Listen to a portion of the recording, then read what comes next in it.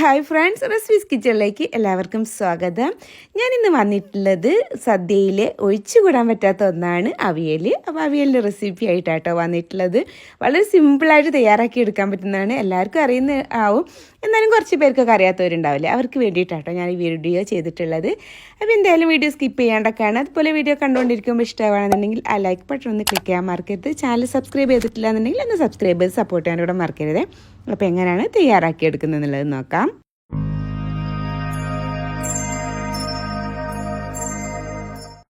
അപ്പോൾ തയ്യാറാക്കി എടുക്കാൻ വേണ്ടിയിട്ട് ഞാനിവിടെ ഒരു പാൻ എടുത്തിട്ടുണ്ട്. അതിലേക്ക് ഒരു കപ്പോളം ചെയ്യാനൊന്ന് നീളത്തിലാക്കിയിട്ട് നെയ്സാക്കിയിട്ട് കട്ട് ചെയ്തെടുത്തിട്ടാട്ടോ. ഫസ്റ്റ് നമുക്ക് ഇതിലേക്ക് വെജിറ്റബിൾസ് ഒന്ന് കുക്ക് ചെയ്തെടുക്കണം, അതിന് വേണ്ടിയിട്ടാണ്. അതുപോലെ തന്നെ ഒരു കപ്പോളം കുമ്പളങ്ങിയും ഇതുപോലെ ഒന്ന് നീളത്തിലാക്കി കട്ട് ചെയ്തെടുത്തിട്ടുണ്ട്. പിന്നെ ക്യാരറ്റും ഇതുപോലെ തന്നെ അങ്ങ് കട്ട് ചെയ്തെടുത്തിട്ടുണ്ട്. പിന്നെ ബീൻസ് കേട്ടോ, അതങ്ങ് ഇട്ട് കൊടുക്കുന്നുണ്ട്. അതിൻ്റെ കൂടെ തന്നെ മുരിങ്ങക്ക കേട്ടോ. അപ്പോൾ മുരിങ്ങക്കയുടെ ആ ഒരു കാമ്പ് മാത്രമാക്കിയിട്ട് എടുത്തതാണ്, തൊലിക്കൊന്ന് അങ്ങ് ഒഴിവാക്കിയിട്ടുണ്ട് കേട്ടോ. പിന്നെ അതിലേക്ക് പച്ചക്കായ നീളത്തിലാക്കി കട്ട് ചെയ്ത് കൊടുത്തിട്ടുണ്ട്. അതുപോലെ തന്നെ കുറച്ച് മത്തനും എടുത്തിട്ടുണ്ട് കേട്ടോ, അതങ്ങ് ഇട്ട് കൊടുക്കുകയാണ്. പിന്നെ ഒരു 4 അല്ലെങ്കിൽ 3 പച്ചമുളക് എരിവനുസരിച്ചിട്ട് ആഡ് ചെയ്ത് കൊടുത്താൽ മതി. പിന്നെ ഒരു 1/2 ടീസ്പൂണോളം മുളക് പൊടിയും 1/2 ടീസ്പൂണോളം തന്നെ മഞ്ഞൾപ്പൊടിയും 1 ടീസ്പൂണോളം ഉപ്പും കൂടി ഇട്ട് കൊടുക്കുന്നുണ്ട്. ഇനി ഉപ്പ് കമ്മി ഉണ്ടെന്നുണ്ടെങ്കിൽ ലാസ്റ്റ് ആഡ് ചെയ്ത് കൊടുത്താൽ മതി കേട്ടോ. പിന്നെ ഇതിലേക്ക് ഒരു 1/4 കപ്പോളം വെള്ളം കേട്ടോ, കുറഞ്ഞ അളവിൽ വെള്ളം ഒഴിച്ച് കൊടുത്താൽ മതി. എന്നിട്ട് അതെല്ലാം കൂടെ നല്ല പോലെ അങ്ങ് മിക്സ് ചെയ്ത് കൊടുക്കുക കേട്ടോ. ഞാനിപ്പോൾ ഫ്ലെയിം അങ്ങ് ഓൺ ചെയ്ത് കൊടുത്തിട്ടുണ്ട്. നല്ല പോലെ അങ്ങ് മിക്സ് ചെയ്തെടുത്തിട്ട് അതെല്ലാം കൂടെ ഒരു ഓവറായിട്ടങ്ങ് കുക്കാവാൻ പാടില്ല കേട്ടോ. അങ്ങനെ ആകുമ്പോൾ മൊത്തം ഇങ്ങനെ നമുക്കൊരു ഒട്ടിയിട്ട് ഇങ്ങ് നിൽക്കും. നമുക്ക് കുറച്ച് ലൂസായിട്ടാണെന്നുണ്ടെങ്കിലും ഇങ്ങനെ വെജിറ്റബിൾസ് ഇങ്ങനെ വിട്ട് നിൽക്കുന്ന രീതിയിലാക്കിയിട്ടാട്ടോ ആക്കിയെടുക്കേണ്ടത്. അപ്പോൾ ഇനി അടച്ച് വെച്ചിട്ട് ഞാനിപ്പോൾ ഫുൾ ഫ്ലെയിമിൽ തന്നെ അങ്ങ് വെച്ചിരിക്കുകയാണ്. എന്നിട്ട് ഒന്ന് തിളച്ച് വന്ന് ഇതുപോലെ ഒന്നങ്ങ് തിളച്ച് വന്നാൽ നമുക്ക് ഫ്ലെയിം സിമ്മിലോട്ട് മാറ്റിയിട്ട് ഒരു 4 മിനിറ്റോളം ഒന്ന് അങ്ങ് അടച്ച് വെച്ചിട്ട് കുക്ക് ചെയ്തെടുത്താൽ മതി. അപ്പോഴേക്കും റെഡി ആയിട്ട് വരും കേട്ടോ. അപ്പോഴേക്ക് ഇതിലേക്കുള്ള തേങ്ങ ഒന്ന് നമുക്ക് ചതച്ചിട്ടെടുക്കണേ. അപ്പോൾ അതിനായിട്ട് മിക്സിയുടെ ജാറിലേക്ക് ഒരു കപ്പോളം തേങ്ങ എടുത്തിട്ടുള്ളത് ഞാൻ അങ്ങ് ഇട്ട് കൊടുക്കുകയാണ്. അതിൻ്റെ കൂടെ തന്നെ നമുക്ക് 1 ടീസ്പൂണോളം ചെറിയ ജീരകമാട്ടോ ഇട്ട് കൊടുക്കേണ്ടത്. അതുപോലെ ഞാനൊരു 4 ചെറിയ ഉള്ളി ഒന്ന് കട്ട് ചെയ്തെടുത്തിട്ടുള്ളതാണ്. അതുപോലെ തന്നെ ഒരു 3 അല്ലെങ്കിൽ 4 വെളുത്തുള്ളിയും ഇട്ട് കൊടുക്കാം. അതിൻ്റെ കൂടെ ഒരു തണ്ടോളം കറിവേപ്പിൻ്റെലയും കൂടി ഇട്ട് കൊടുക്കുന്നുണ്ട്. ഇനി ഇതെല്ലാം കൂടെ ഒന്നങ്ങ് ചതച്ചെടുത്താൽ മതി കേട്ടോ. വല്ലാണ്ടെങ്കിൽ അരഞ്ഞ് ആക്കണ്ട, ജസ്റ്റ് ഒന്നങ്ങ് ചതച്ചെടുത്താൽ മതിയേ. അപ്പോൾ ഇതുപോലെ ഒന്നങ്ങ് ചതച്ചെടുത്തിട്ടുണ്ട് കേട്ടോ. ഈ ഒരു രീതിയിൽ വേണം നമ്മളൊന്ന് അരച്ചെടുക്കാൻ കേട്ടോ. ഇനി നമുക്കിതൊരു സൈഡിലോട്ട് അങ്ങ് മാറ്റി വെക്കാം. ഇപ്പോൾ നമ്മുടെ വെജിറ്റബിൾസൊക്കെ ഏകദേശം ഇങ്ങനെ കുക്കായിട്ട് വന്നിട്ടുണ്ട് കേട്ടോ. ഒന്ന് നന്നായിട്ടൊന്നങ്ങ് മിക്സ് ചെയ്ത് കൊടുക്കാം. അപ്പോൾ ഒരു 3/4 വേവായിട്ട് വന്നിട്ടുണ്ട് കേട്ടോ. ഇതുപോലെ അങ്ങ് ആക്കിയെടുക്കുക. ഒന്നങ്ങ് മിക്സ് ചെയ്ത് കൊടുത്തതിന് ശേഷം നമുക്കിതിലേക്ക് ഇനി ആഡ് ചെയ്ത് കൊടുക്കാനുള്ളത് കുറച്ച് തൈരാണ് കേട്ടോ.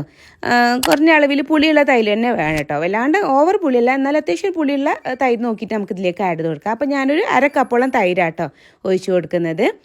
എന്നിട്ട് അതെല്ലാം കൂടെ ഒന്നങ്ങ് മിക്സ് ചെയ്ത് കൊടുത്തിട്ട് കുറച്ച് ടൈം ആ ഒരു തൈരും ആ ഒരു വെജിറ്റബിൾസും ആ ഒരു പുളിയൊക്കെ ആ ഒരു വെജിറ്റബിൾസിലൊക്കെ ഒന്ന് പിടിക്കാൻ വേണ്ടിയിട്ട് കുറച്ച് ടൈം നന്നായിട്ട് മിക്സ് ചെയ്ത് കൊടുത്തതിന് ശേഷം കുറച്ച് ടൈം ഒന്ന് അതിൽ കിടന്നിട്ട് ഒന്ന് കുക്കാവട്ടെ.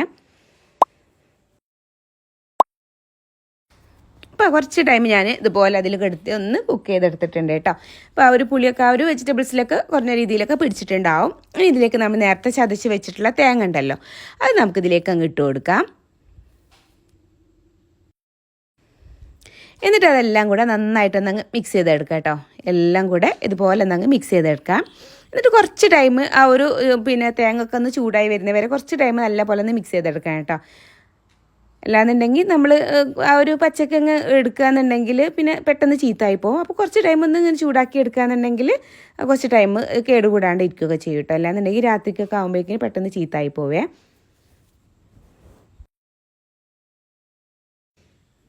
കുറച്ച് ടൈമൊക്കെ ഞാൻ നന്നാക്കി ഒന്ന് ചൂടാക്കി എടുത്തിട്ടുണ്ട് കേട്ടോ. അപ്പോൾ ഇത് ഓരോന്ന് സെപ്പറേറ്റ് ആയിട്ട് തന്നെ നമുക്കിങ്ങനെ കിട്ടുന്നുണ്ട്. വല്ലാണ്ട് ഇങ്ങനെ ഒട്ടി നിൽക്കുന്ന രീതിയിലാവരുത് കേട്ടോ. അങ്ങനെ ആകുമ്പോൾ അത് ഒട്ടും ടേസ്റ്റ് ഉണ്ടാവില്ല. അതുപോലെ അങ്ങനെ സെപ്പറേറ്റ് ആയിട്ട് കിട്ടുമ്പോഴാട്ടോ നല്ല ടേസ്റ്റ് ഉണ്ടാവും. അതിലേക്ക് ലാസ്റ്റ് ആയിട്ട് ഞാൻ ഇപ്പോൾ ഒരു ടേബിൾ സ്പൂണോളം വെളിച്ചെണ്ണ കേട്ടോ ഒഴിച്ച് കൊടുത്തിട്ടുള്ള പച്ച വെളിച്ചെണ്ണ തന്നെ ഒഴിച്ച് കൊടുക്കണം കേട്ടോ. അതുപോലെ തന്നെ ഒരു 2 തണ്ട് കറിവേപ്പിൻ്റെലയും കൂടി ഇട്ട് കൊടുക്കുന്നുണ്ട്. എന്നിട്ട് അതെല്ലാം കൂടെ ഒന്ന് അങ്ങ് മിക്സ് ചെയ്ത് കൊടുക്കാം. ഞാനിപ്പോൾ ഫ്ലെയിം ഓഫ് ചെയ്തിട്ടുണ്ട്. ഇത് ജസ്റ്റ് എല്ലാം കൂടെ ഒന്ന് മിക്സ് ചെയ്ത് കൊടുത്താൽ നമ്മുടെ അവിയൽ ഇവിടെ റെഡി ആയിട്ട് വന്നിട്ടുണ്ട് കേട്ടോ. വളരെ സിമ്പിളായിട്ട് തയ്യാറാക്കി എടുക്കാൻ പറ്റുന്നതാണ്. എല്ലാവർക്കും അറിയുന്നത് തന്നെയാണ്, എന്നാലും അറിയാത്ത കുറച്ച് പേർക്ക് വേണ്ടിയിട്ടാട്ടോ ഈ ഒരു വീഡിയോ ചെയ്തിട്ടുള്ളത്. അപ്പോൾ നമ്മുടെ ടേസ്റ്റി ആയിട്ടുള്ള അവിയൽ ഇവിടെ റെഡി ആയിട്ട് വന്നിട്ടുണ്ട്. അപ്പോൾ എന്തായാലും ഓണത്തിന് എല്ലാവരും ഇതുപോലെ ഒന്ന് ട്രൈ ചെയ്ത് നോക്കാം കേട്ടോ.